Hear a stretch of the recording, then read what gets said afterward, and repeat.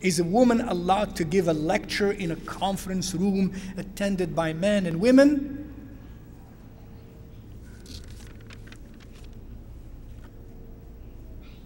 Some people say, it is their opinion, rahimahumullah ta'ala, that no, a woman shouldn't do that. Why do they say that?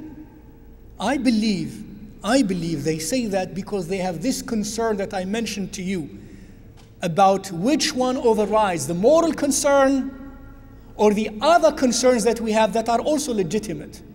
If in their view, in the way they assess society at a time or the community at one time, that it is a community or a society that in which the moral factor is completely ignored, and that the dangers of moral loosening are very real between men and women, then their answer to this question would be no.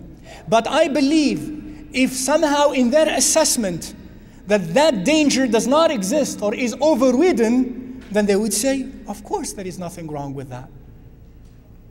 Because they would argue, some would argue, yes, women companions of Rasulullah ﷺ taught men. And we know in the history of scholarship, of Islamic scholarship, many scholars were graduates of many women scholars. And their names are there by the hundreds and the thousands, and it's not one or two. I gave to you some examples earlier of Darda and of Hafsa, and the mother of the believers, Aisha. And the scholars used to come and sit around in her home and ask her questions, and she used to teach them and to lecture them. Yes, within the context of haya, that beautiful characteristic of Islam, not in the absence of haya. Not trying to be like this loose thing that she's thinking she's really free, when she's simply slave of her nafs. Some men nowadays, many men are like that anyways. They are also slave of their nafs. And now, of course, we live in a world where men and women are wanting to be so equal. They are wanting to be so equal in cattle-like styles of life. That's the concern. It's not whether she's a woman or whether he's a man. There are concerns of what is the concern here. How can we achieve the well-being that is our pursuit as a man and a woman?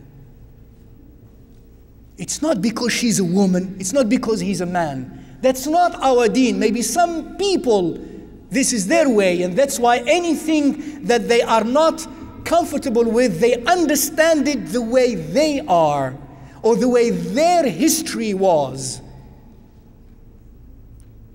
For some people, by the way, a Muslim woman who wears her scarf is oppressed.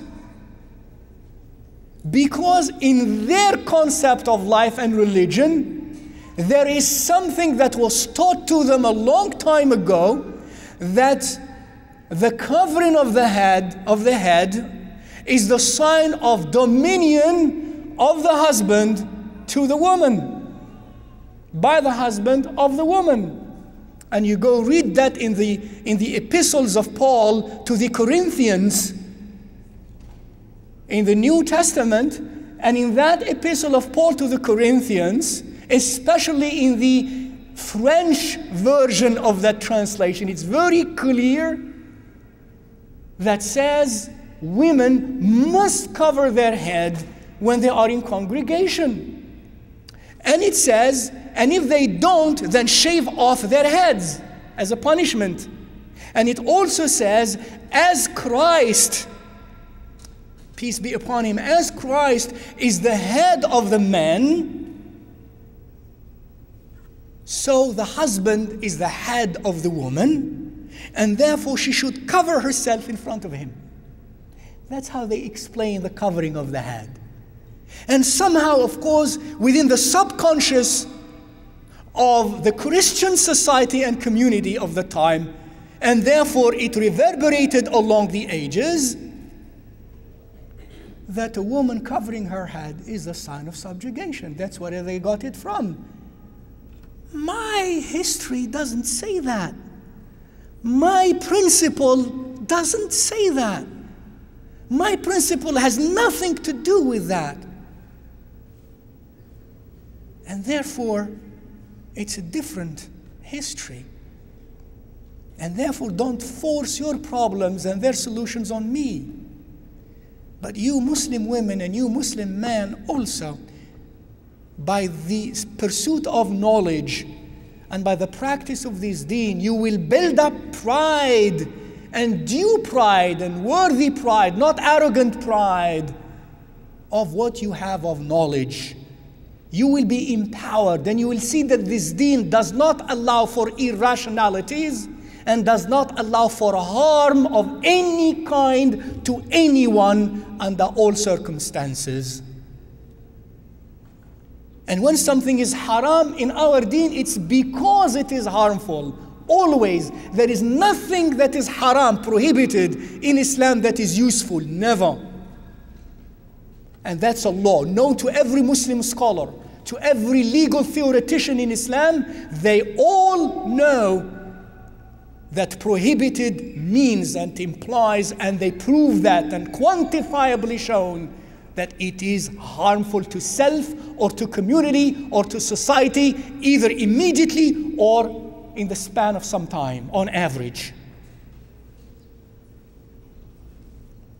Please keep that in mind, all right? And I think it's beyond time, and inshallah ta'ala, maybe on some other occasions, inshallah ta'ala, we will have the chance to answer some of your concerns in the future. Ask Allah Azza wa Jal in your dua to guide me, jazakumullah khair, and to keep me guided, and to forgive my parents, and to bless my parents, and to enable me and my family to pursue this course that I am sharing with you, and so that I do not end up like those who share good with others, yet they themselves do not practice that good. May Allah Azza wa Jal illuminate your hearts, inshaAllah ta'ala. May Allah make your homes illuminated by knowledge and by Iman. Wassalamu alaikum wa rahmatullahi ta'ala wa barakatuh.